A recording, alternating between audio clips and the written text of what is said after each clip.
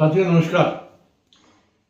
आप जब भी किसी डॉक्टर के पास जाते हैं और आपके ब्लड के टेस्ट लिखता है तो जो बेसिक कंप्लीट हीमोग्राम वाला पार्ट है उसमें आप देखते होंगे ESR एक टेस्ट होता है जिसकी रिपोर्ट को काफ़ी अहमियत दी जाती है। और ये जो ESR की टेस्ट है या इसकी रिपोर्ट है, कई बार लोग इससे परेशान होते हैं कि नॉर्मल से ज़्यादा है तो क्या करना है या कम है तो क्या करना है। तो आइए इसके बारे में आज चर्चा करते हैं कि ESR है क्या, क्यों कम और बढ़ती हो जाता है और इसमें क्या करना चाहिए प्रति व्यक्ति को। साथियों ESR का मतलब है एरिथ्रोसाइट सेडिमेंटेशन रेट। एरिथ्रोसाइट बोलते हैं रेड ब्लड सेल्स को, यानी कि जो खून के अंदर आपका लालपन होता है वो जो रेड सेल्स होते हैं उनको बोलते हैं एरिथ्रोसाइट। सेडिमेंटेशन का मतलब उनका सेटलमेंट, जो अगर आप उसको एक ट्यूब के अंदर डालते हो तो उनको सेटल होने का रेट क्या है, यानी कि 1 घंटे में कितने मिलीमीटर ब्लड के वो जो सेल्स हैं वो नीचे बैठ जाते हैं। और रेट का मतलब रेट है, तो रेट हम 1 घंटे के हिसाब से यूजुअली सारी की सारी लैब्स के अंदर माना जाता है। तो ESR क्यों बोला जाता है? ESR बोला जाता है यूजुअली जब हम बॉडी के अंदर कोई क्रॉनिक डिजीज या इन्फ्लेमेशन को सस्पेक्ट कर रहे हैं, शरीर के अंदर कहीं इन्फेक्शन है, इन्फ्लेमेशन है और साथ में कोई क्रॉनिक डिजीज है, तो हम उसमें बोलते हैं कि ESR टेस्ट की बहुत अहमियत मानी गई है। तो आज जब हम बात कर रहे हैं तो सबसे पहले तो हमें देखना होगा कि ESR में जब आपने ट्यूब में ब्लड को रखा, आपका ब्लड लेकर उस ट्यूब के अंदर डाला जाता है और उसको एक जो टेस्ट ट्यूब जो होल्डर होता है उसके माध्यम से एक स्टैंड पे लगा दिया जाता है और वो 1 घंटे तक उसको वॉच करते हैं कि कितने मिलीमीटर नीचे वो सिंक कर गया। ये 2 चीज़ों पर डिपेंड करता है यूजुअली। एक तो डिपेंड करेगा आपका रेड ब्लड सेल्स हैं कितने, और दूसरा फिब्रिनोजन लेवल जो है आपके ब्लड के अंदर कितना है। पुरुषों में यूजुअली 10 तक हम मानते हैं कि 10 millimetre per hour is normal, और महिलाओं के अंदर अप टू 20 जो है वो इसको नॉर्मल माना गया है। तो आप जब भी इसकी रिपोर्ट कंप्लीट हीमोग्राम की देखेंगे तो लास्ट में एक ESR का कॉलम लिखा होता है और उसके अंदर जो नॉर्मल रेंज है उसके बारे में बताया जाता है।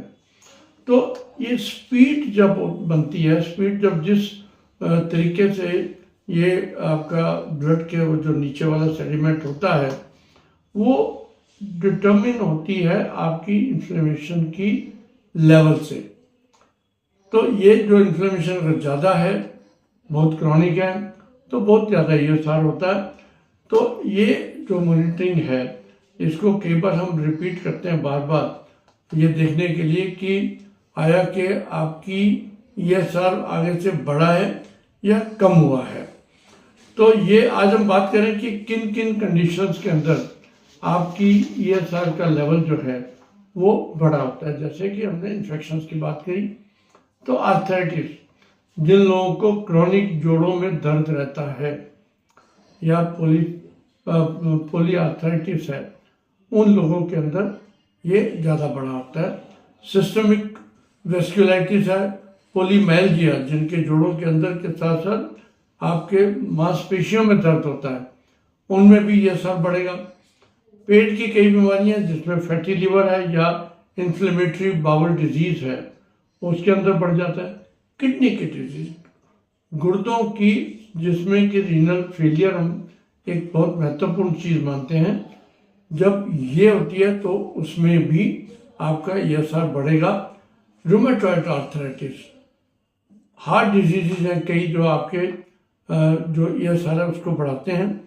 और कैंसर्स के अंदर अगर हम देखें तो अधिकतर कैंसर्स के अंदर जैसे कि मल्टीपल माइलोमास हैं, ब्लड के कैंसर्स हैं खासकर, उनके अंदर आपका ESR बहुत ज़्यादा बढ़ सकता है। और TB के अंदर, TB एक किसी ज़माने में तो हम कहते थे कि अब तो बहुत टेस्ट आ गए कि अगर आपका ESR ज़्यादा है तो टीबी की गुंजाइश बहुत ज़्यादा हो जाती थी। तो अभी भी ये मानते हैं कि टीबी का एक अच्छा डायग्नोस्टिक टूल ईएसआर होता था। और इसमें यह भी देखना जरूरी है कि अगर ये ईएसआर 100 से ज़्यादा है तो ये बहुत ही अलार्मिंग फिगर है। उसके ऊपर हमारे डॉक्टर को इसका पूरा का पूरा ध्यान देना पड़ेगा। कई रिपोर्ट्स के अंदर आप ईएसआर लो भी देखेंगे, वो परमानेंट लो सा रहता है। कुछ ब्लड डिसऑर्डर्स हैं जैसे पॉलीसाइथीमिया है, सिकल सेल डिजीज है, कई और ल्यूकीमियास के अंदर भी कम हो सकता है, हार्ट फेलियर में कम होता है। यानी कि जिसमें आपकी सेडिमेंट बनने का स्पीड कम हो उसमें ईएसआर कम होगा। और ये कुछ बीमारियां हैं जिसमें कि हमें बहुत ही ध्यान देने वाली बात है। लेकिन at the end of the day अगर आप देखें तो ईएसआर अपने आप में कोई बीमारी का डायग्नोसिस नहीं है।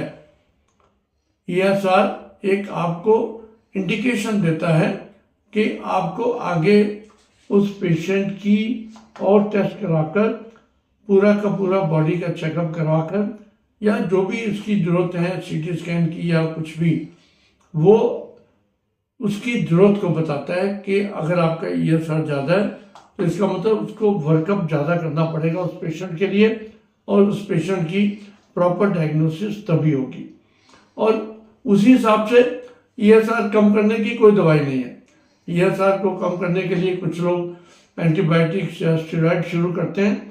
मैं मानता हूँ कि ईएसआर कम करने की दवाई कुछ नहीं, क्यों नहीं है, क्योंकि जब तक हम बेसिक जिस कारण से ईएसआर बढ़ रहा है जब तक हम उसका डायग्नोस नहीं करेंगे तब तक ये कम नहीं होने वाला।